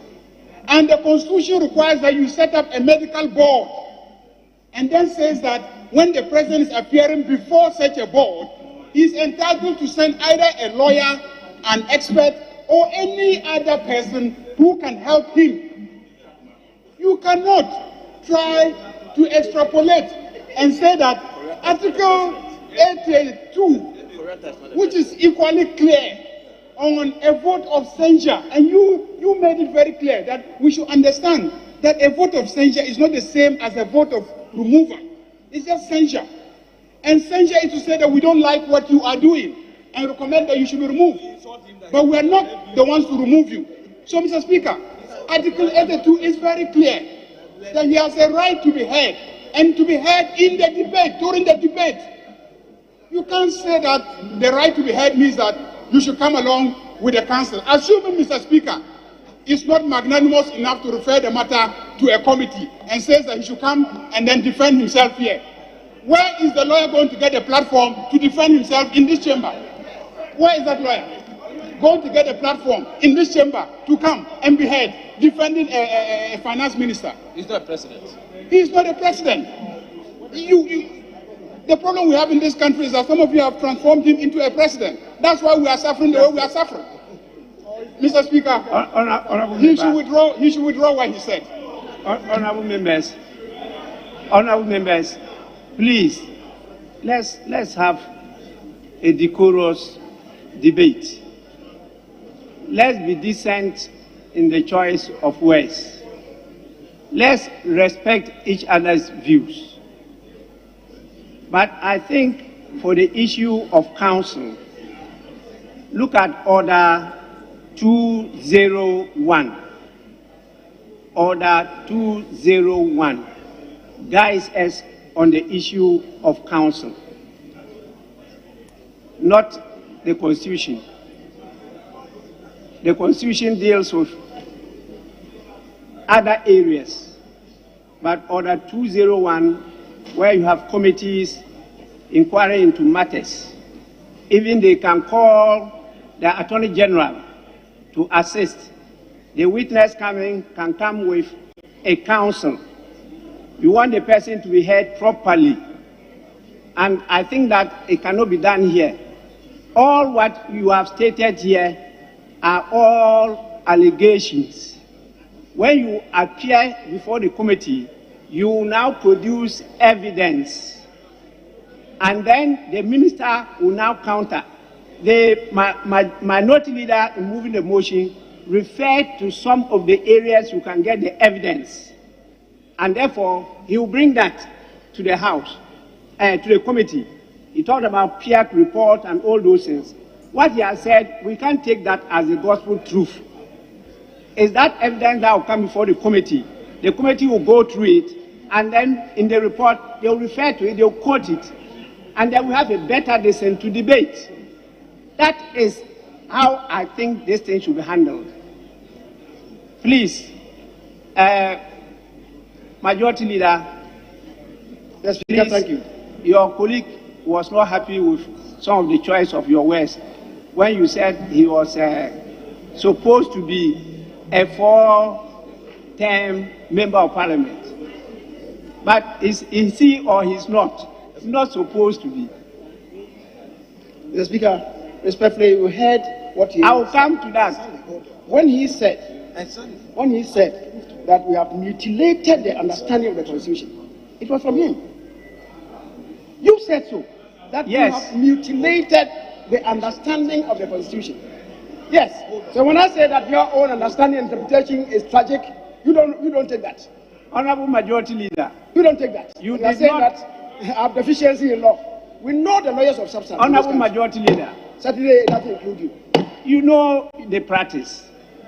If you had stood up and raised objection, I would have listened to you and I would have overruled him. You did not, but he has taken the opportunity to raise concern about it, and that has to be addressed. Yes. Speaker, I think that apart from that, I was raising preliminary objections, and I think I spoke about Article 82 and 67.9. The 67.9, I said by parity of reason, the right to be heard includes the right to be represented by counsel. And that was the point I was making. And indeed, Mr. Speaker, the Constitution in Article 12, the Constitution in Article 12, Mr. Speaker, if I may read, Mr. Speaker, Article 12 provides that the fundamental human rights and freedoms enshrined in this chapter shall be respected and upheld by the executive, the legislature, and the judiciary. The rights of citizens, including ministers, should be upheld by legislature. So, Mr. Speaker, I was just saying that the right to be heard, which includes the right to be heard through a counsel, a lawyer, must be upheld by this House. When the Constitution provides in 82.4 that he has a right to be heard, you think that the right to be heard by counsel should not be included. That is where I disagree with you. And Mr. Speaker, the very preamble of this Constitution, which expresses the vision of the state, in fact, obligates us in the preamble to subscribe and commit to the rule of law. So, Mr. Speaker, the point that has been raised by the Deputy Leader is that we should comply with this. Mr. Speaker, some of the issues that have been raised in the motion, the items 5, 6, and 7, they bear a semblance to what was done in 1999, the one that you referred to. But indeed, the ones in 1, 2, 3, 4 have connotations of criminality. And Mr. Speaker, we should make a distinction. That's the point. That's the point.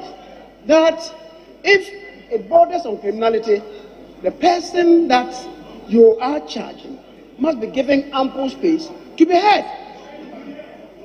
Mr. Speaker, and that is what we are saying, that we should grant him. Indeed, Order 80, Order 20 of our standing orders reinforces this. Both 20 and 21 reinforces this. The Speaker, we have related to Standing Order 108C. I want to mention C because our colleagues were dwelling on during proceedings and so on. The C says that the 108C provides that a motion for a vote of censure on a Minister of State shall be moved in the following manner. During the proceedings of the motion, during the proceedings of the motion. Indeed, it's not only the debate. The order 108, the Speaker, C says that the minister shall be entitled to be heard in his defense during the proceedings, not just the debate. So people who are just talking about the debate, they are even totally wrong. They are even totally wrong. And that's why I agree with you, Mr. Speaker, when you say that we should commit this to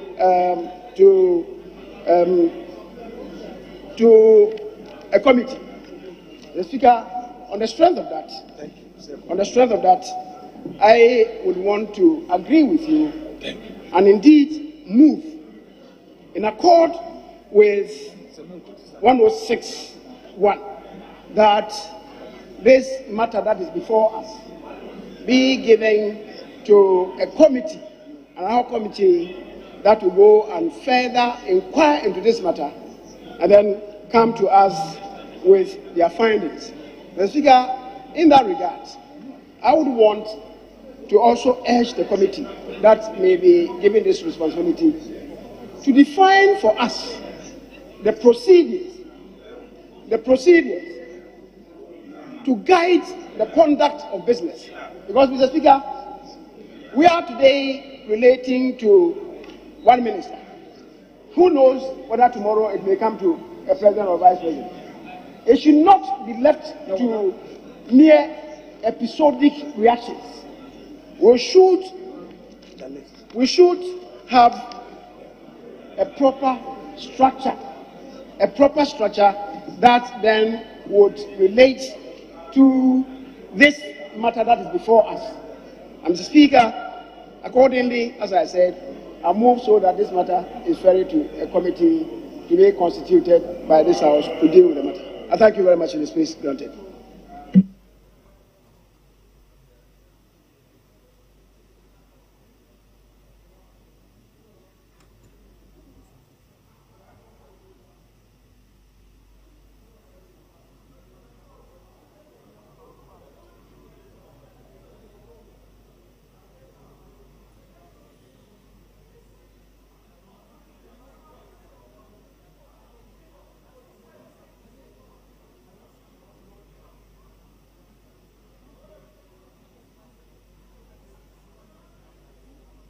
Mr. Speaker, I know the leader of government business have sat, but Mr. Speaker, on matters that impugn my integrity, I take them very, very seriously. Because, Mr. Speaker, yes, even though you have ordered that it be expunged from the record. Minority Leader, I got all what he said, expunged from the records, and corrected him that it was complied with, and I admitted it. So there's nothing on the records, because I got that expunged from the records. And so you haven't done anything wrong. I really stated that. So don't put anything back on record again, because this has been expunged. As discussed with the leaders, I want the feedback before I do the referral. I pass information to the leaders, and I need the feedback. I'll act on it now. And I intend, honorable members,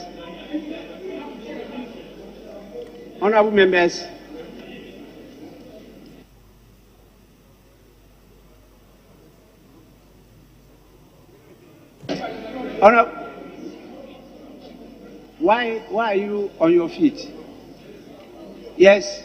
Speaker, I was seconding the motion for the committee to be established. I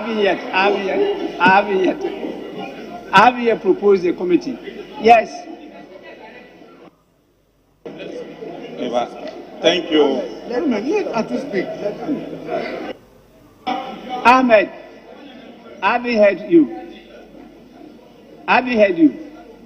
Mr. Speaker, the ranking on finance was on its feet, so I wish you listen yes, to him. Honorable Atufosun. Thank you, Mr. Speaker. Mr. Speaker, I thought you said that the motion has been moved and seconded and is for the consideration of the House. Mr. Speaker, I thought at that point at least you hear 1-1 each before you do the referral. So I was only trying to make that appeal before you do the referral so that we can state the position as it is. Thank you, Mr. Speaker. Actually, you will be heard when we come to the debate. The matter will come again to the floor. I'll give you opportunity. By that time, the evidence will be in the report for all of us to see, and then we can debate that. Honorable members, yes. Mr. Speaker, I'm not a lawyer and I've not been to Harvard School of Law, but I want your guidance on this because commentators are going to be commenting on it. Mr. Speaker, I was learning when you were giving the rulings and those things, and I appreciate it. So I want you to guide me on this so that I will add it. Mr. Speaker, order Article 83 plus 3. I want us 82 plus 3. I want us to be specific so that we know where we are going. And Mr. Speaker, with your permission, I want to quote Article 82(3). The motion shall be debated in Parliament within 14 days after the receipt by the Speaker of the notice for the motion. Mr. Speaker, I want to know where we are. Does it mean that within the 14 days, from 24th to 10th November, the constitutional days within which the motion must be debated elapsed after the 14th day? I don't want our colleagues on the other side tomorrow to come to say that, oh, now the Constitution says within 14 days, and therefore the 14th day ends on the 10th. And because of that, anything that you do after the 14 days, they will want to debate us on that. I know the people we are dealing with. And Mr. Speaker, our guidance.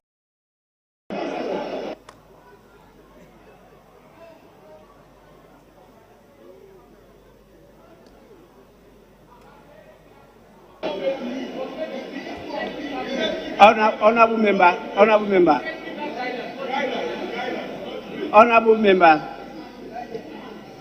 I did mention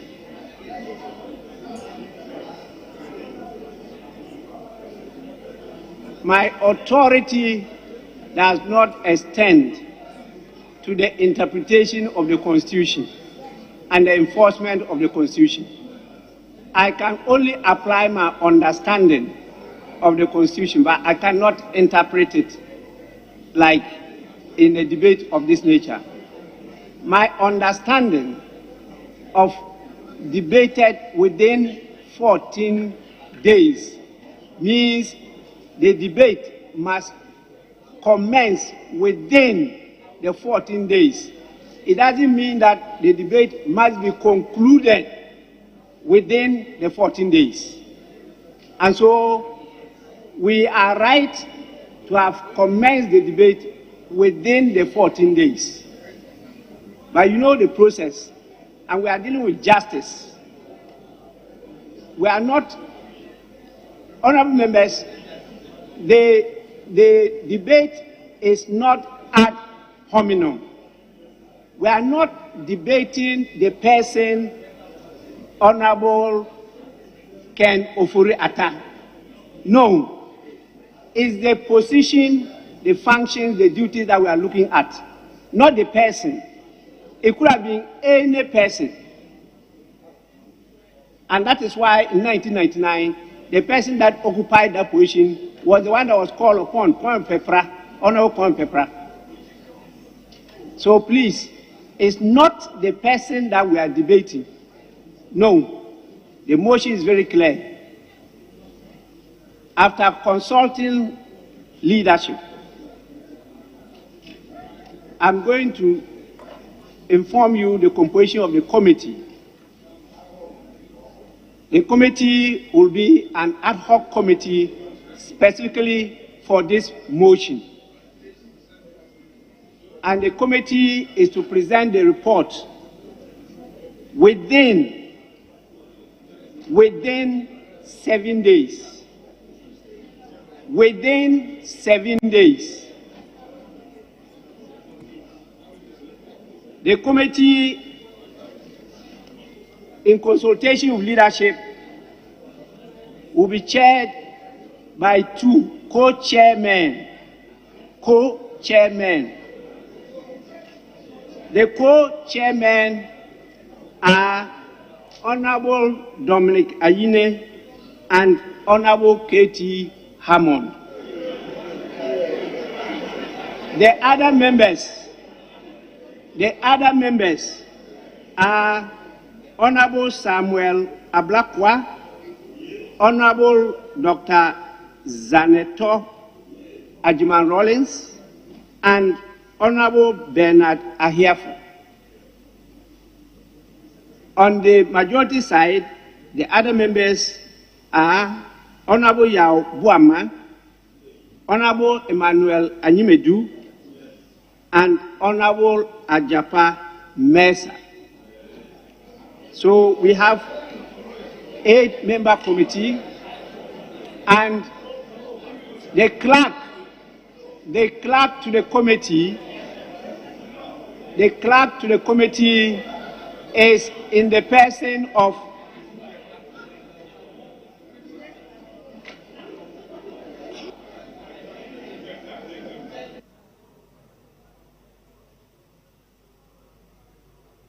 Honorable member, let me finish. When I compose and you are not satisfied, you can raise it. The clerk to the committee is Mr. Poorman Camilo. He is the clerk to the committee. And I said you are to report within 7 days. The House within 7 days.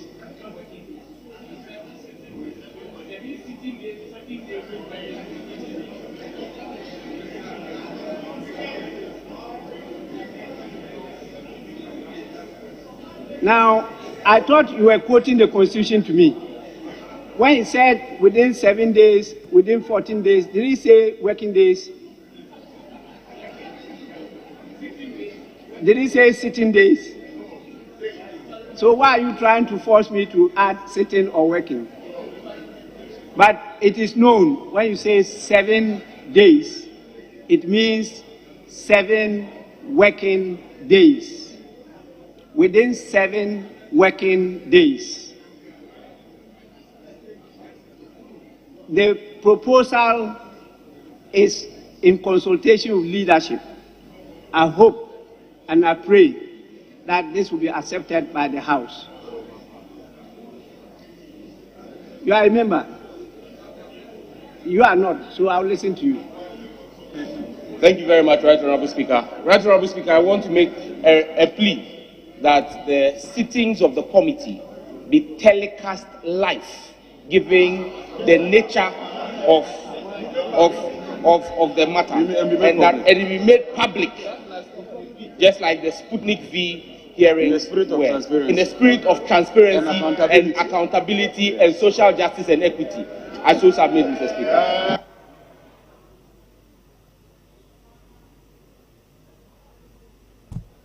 Thank you, Mr. Speaker. Mr. Speaker, you remember you took me to Kigali for the Rwanda for the IPU meeting. And Mr. Speaker, the matter and the thing of the World Global IPU meeting was gender parity. How can 138 members who submit 4 names and no female? Mr. Speaker, we brought 4, and we brought a senator, Dr. Zenato Ejiman Rollis. You brought 4. Mr. Speaker, they must add 1 female so that the 8-member committee will be consisting of 6 male and 2 female. It cannot be, Mr. Speaker. No.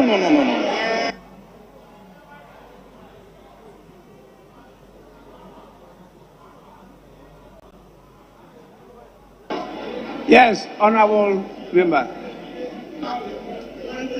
Mr. Speaker, we submitted 4 names to you.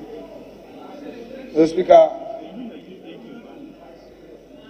Emmanuel Animedu entry, as pronounced or as announced by you, Mr. Speaker, was in error, and that error came from us. Mr. Speaker, it should be Kwame Animedu entry. That is my first issue. Issue 2, my respected friend and colleague, Sam George, contends that you should make certain pronouncements. Mr. Speaker, he referred to the Sputnik V committee, of which I chaired, and my respected friend Akando was the vice chair. It wasn't a pronouncement by the chair, but the committee met. The practice is that when such referrals are made, the committee will meet and make certain determinations. So I think that he should hold his energy levels at a very low level. And Mr. Speaker, allow the committee to do its work. I so thank you on that score. I identified our senior member, Honorable Cletus Avoka. Thank you, Mr. Speaker. Mr. Speaker, with the greatest respect, I don't intend to arrest your decision or ruling, but I want to leave this chamber with a clear mind. If we are talking about censorship on a minister, in my view, that is captured in Article 82 of the Constitution and Order 108 of the Standing Orders of Parliament. 108. If you look 108. Yes, 108. If you look at these two, the Constitution, Article 82, and the Standing Orders, Order 108, there's nothing about formation of a committee to resolve this matter. It is in respect of the removal of a speaker under Order 107 that deals with the formation of a committee. So if we have to appoint a committee of this nature, what would be the terms of reference for us to do this work? I will respectfully invite you to revisit Articles 82 and Standing Order 108 and let us know where the authority or the reference to a committee comes from. The mandate, where does it come from? With the greatest respect. And what will be the terms of reference? Honorable Cletus Avoka, a very senior member of Parliament, read Order 106. The short title says, votes of censure and removal. It proceeds to say, 1. The House may pass a resolution to remove the President, the Vice President, Mr. Speaker, and the Deputy Speakers, and a vote of censure on a Minister of State. The House may consider such motion or refer it to a committee on a motion made by any member.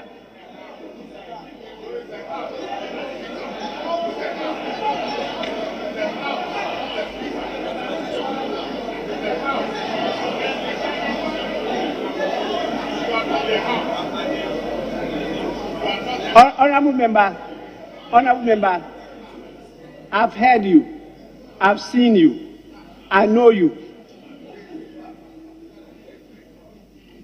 When you talk about the House, the person leading the House is the Speaker.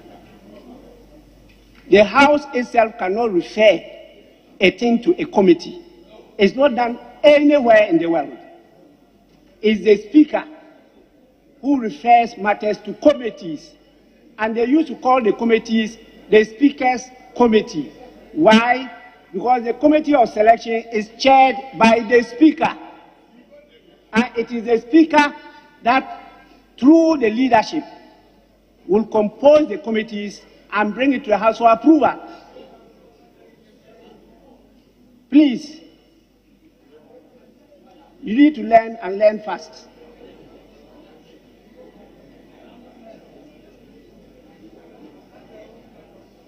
Honorable members, again, I repeat, we have set up a committee of 8. The committee will have to report within 7 days.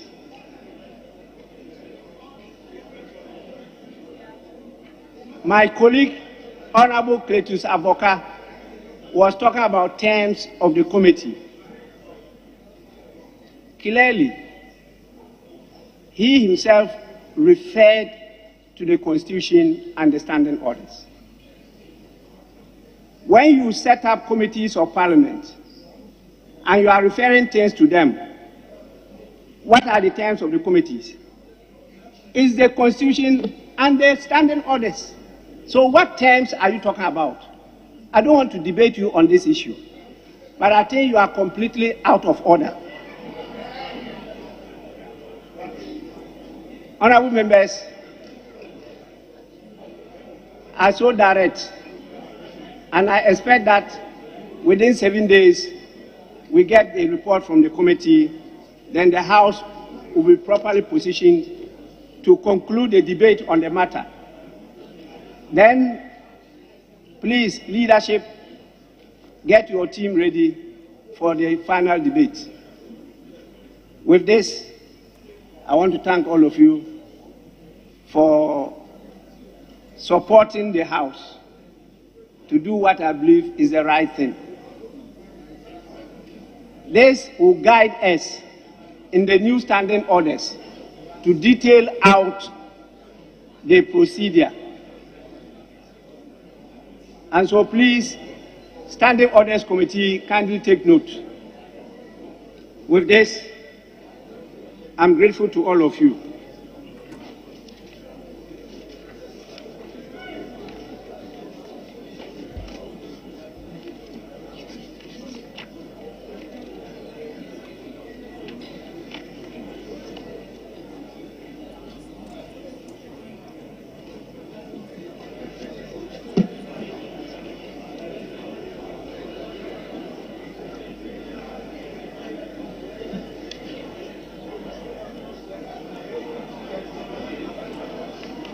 Yes, Honorable Majority Leader.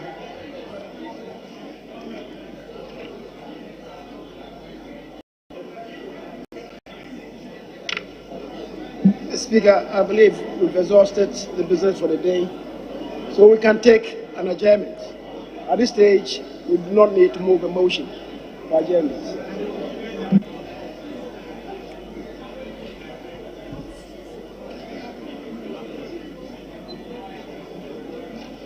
You are referring to item 9.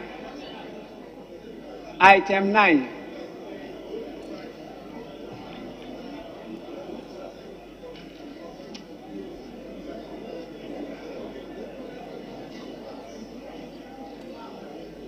Mr. Speaker, I believe we can defer it and do it tomorrow. Tomorrow. We'll take it tomorrow.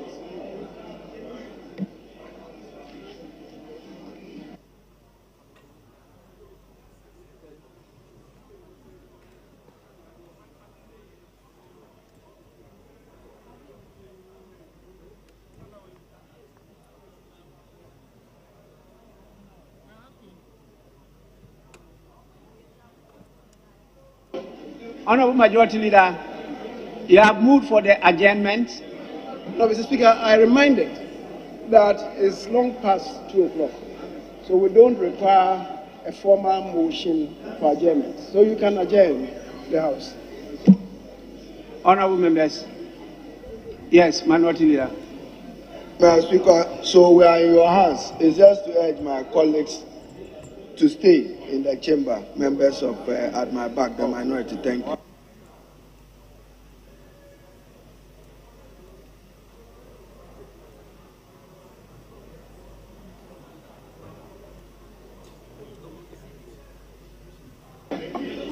Honorable members, the sense of the House is for us to take an adjournment.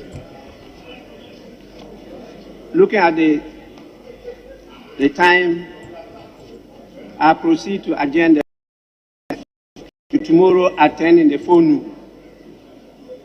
The House is accordingly adjourned.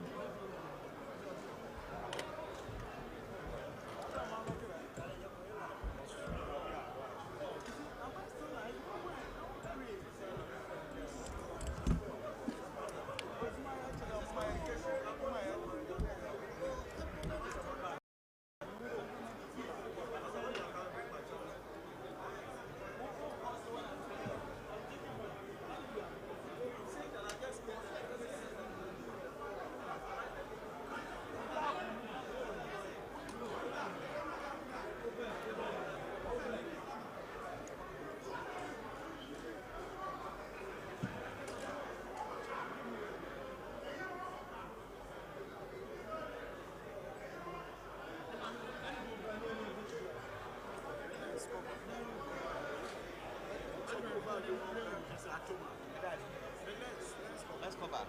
Coach at the head. Baby, I want them to be your.